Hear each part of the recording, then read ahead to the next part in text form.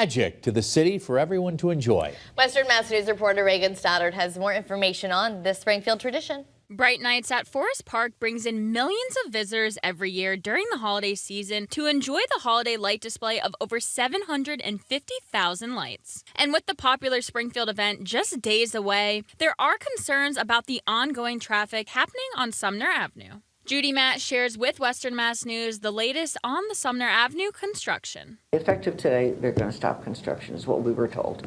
That's all we know. Now, Bright Nights focused on celebrating their 30th anniversary this year with special handouts to guests. The 30th car, the 300th car, the 3,000th car, and the 30,000th card.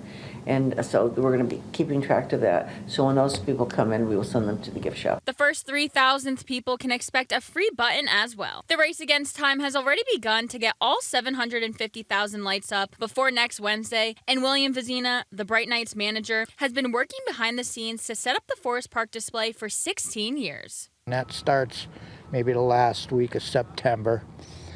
And then we work 7 days a week. Vizina says they will work around the clock for the next week. We just finished the last display yesterday. So everything else can be done by hand, I hope. Families visiting over the next several weeks might even get a chance to talk to a special someone. Hint, he owns 12 reindeer. Reporting in Springfield, Reagan Stoddard, Western Mass News.